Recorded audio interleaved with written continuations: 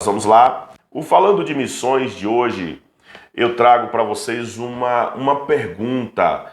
Como Paulo conseguiu evangelizar o mundo da sua época com tantas dificuldades, com uma escassez tão grande de estrutura quando se compara com a realidade da igreja atual? Mas como que ele conseguiu lograr tanto êxito na obra missionária em uma época tão difícil? Na época de Paulo não tinha WhatsApp, não tinha YouTube, na época do apóstolo Paulo não tinha Facebook, Instagram, redes sociais, o meio de locomoção, de transporte também não era tão fácil assim, as estradas não eram asfaltadas, portanto, uma viagem ela durava muitos dias a depender da sua distância. Por exemplo, eu saí da Bahia, claro que não estou tão longe da Bahia, estou quase na divisa, mas da cidade que eu estava para onde atualmente eu estou, é uma média de 680 quilômetros.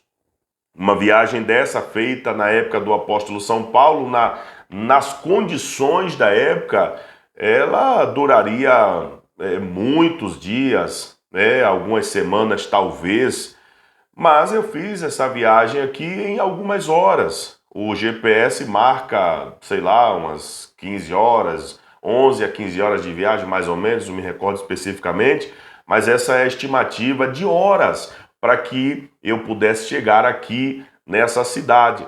Mas na época do apóstolo Paulo era muito mais difícil, a locomoção, o transporte a cavalo, carros, mas nas condições da época não eram carros sofisticados como dos nossos dias, onde a velocidade, sabe, com a estrada, a qualidade da estrada, isso facilita uma viagem ser mais rápida. Mesmo assim, a gente estudando sobre o avanço missionário, do comprometimento do apóstolo Paulo, nós percebemos que ele, pode-se dizer, conquistou para Cristo o mundo da época dele, né?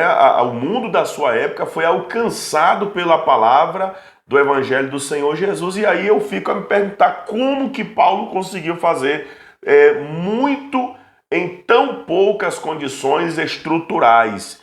E aí vem a outra pergunta, a segunda pergunta: como é que nós, com tamanha estrutura que temos, não conseguimos fazer muito?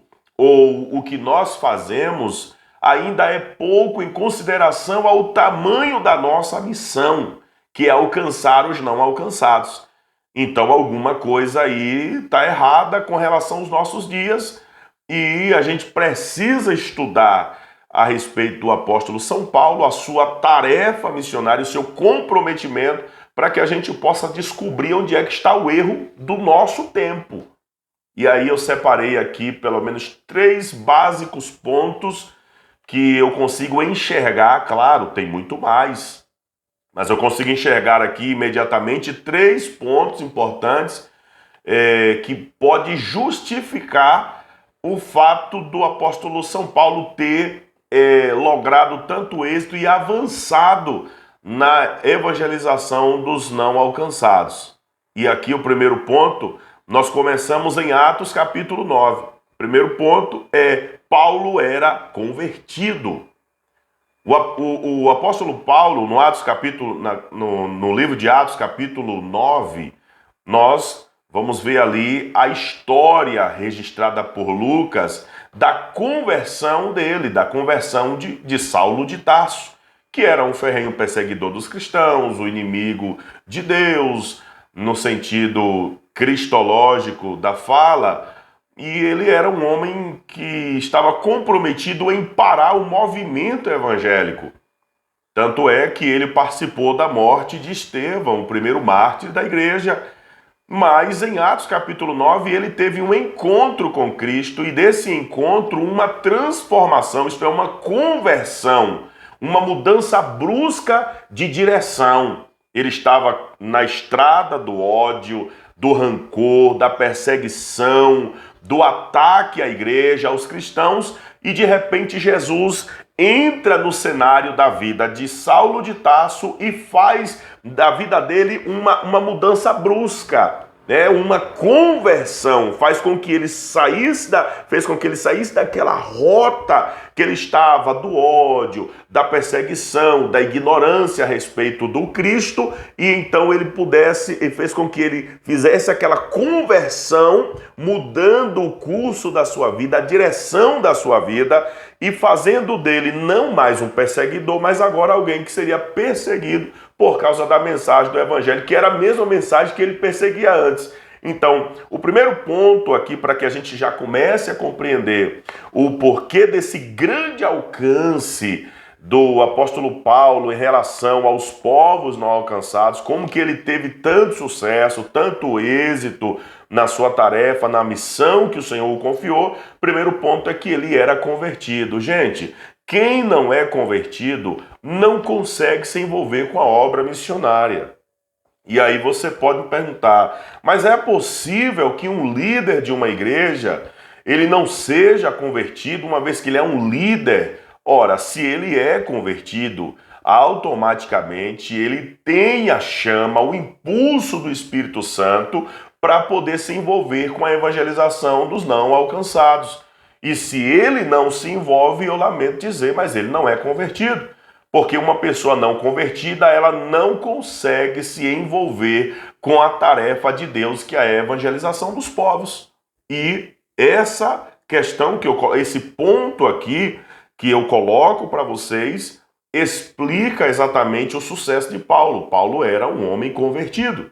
Atos capítulo 9, nós vamos ver isso quando a notícia de que Saulo estava orando, quando o Senhor falou com Ananias, Ananias simplesmente pulou fora, disse que nada, Senhor.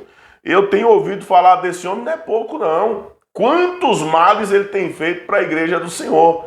Mas a resposta de Deus foi justamente essa aqui.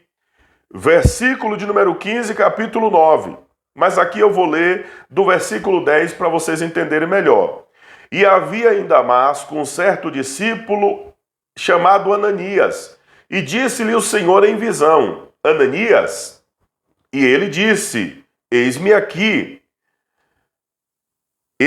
Senhor. E disse-lhe o Senhor: Levanta-te, vai à rua chamada à direita, e pergunta em casa de Judas por um homem de Tarso chamado Saulo, pois eis que ele está orando. Olha só, Saulo, aquele mesmo que participou da morte de Estevão, agora está o quê? Orando.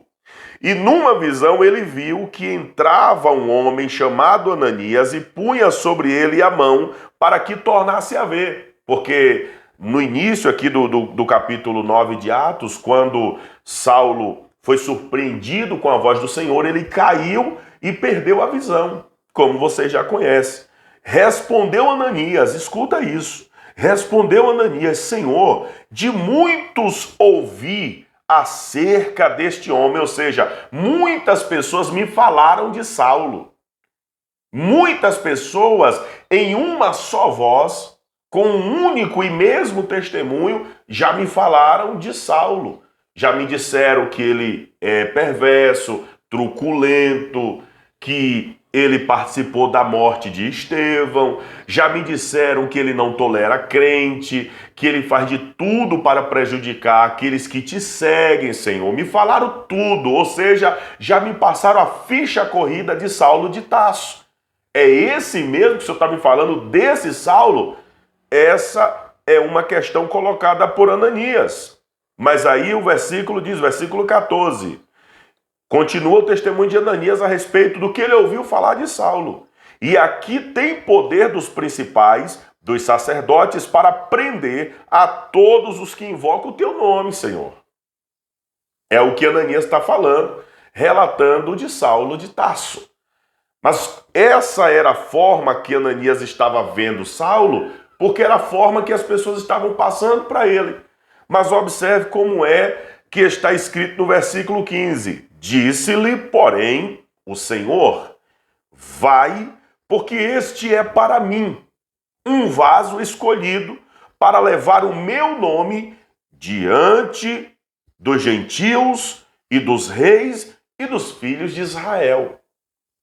O testemunho que Jesus está dando para Ananias aqui nessa visão é esse: Saulo não é mais aquele homem que você ouviu falar dele, porque eu tratei com Saulo a caminho de Damasco. Esse Saulo que você ouviu falar já foi morto e sepultado. O Saulo que eu estou te falando que está orando é o Saulo convertido, e convertido agora com uma visão, ou para uma visão, que é de levar o meu nome, o evangelho, para os gentios. É aqui que mora o segredo, gente. Muitos líderes, crentes, membros da igreja, da denominação, que não se envolve com a obra missionária de jeito nenhum, que tem serpente na bolsa, que tem escorpião no bolso, para não poder contribuir com a obra missionária, são pessoas não convertidas. Porque quem é convertido, queridos, é impulsionado pelo Espírito Santo para a propagação do Evangelho, para a anunciação do Evangelho. Basta você ler o livro de Atos por inteiro e você vai ver que as pessoas, quando elas eram convertidas, automaticamente elas se tornavam propagadoras do Evangelho de Jesus. Você quer ver uma coisa? Jesus entrou na cidade chamada Gadara e ali ele libertou um homem endemoniado. O mesmo homem que recebeu no próprio corpo uma legião de demônios, isto é, aproximadamente 6.000 demônios. A Bíblia diz que depois que esse homem foi liberto, esse homem queria continuar andando com Jesus. Mas Jesus incutiu na sua mente a tarefa missionária, dizendo para ele: não, vá para a sua casa, vá para o seu povo, anuncie o que aconteceu na sua vida, a transformação que foi feita. Quando Jesus se encontrou com a mulher samaritana, pregou o evangelho para ela, e quando ela volta para sua aldeia, o texto é claro e diz que a mulher samaritana se tornou uma propagadora do evangelho. No contato que ela teve com Jesus, ela foi convertida. Após a sua conversão, ela volta para Samaria e automaticamente ela torna-se uma anunciadora do evangelho. Quando o ser humano é convertido, ele sente a necessidade pelo próprio Espírito Santo para propagar o evangelho, para se comprometer com a evangelização daqueles que ainda não foram alcançados. Se você é um cristão, se você é um líder, se você é um membro do corpo de Cristo, se você é um membro de uma denominação evangélica e você não sente esse incômodo, esse impulso pela evangelização para alcançar os não alcançados pelo evangelho, lamento dizer, faltou conversão aí nessa vida.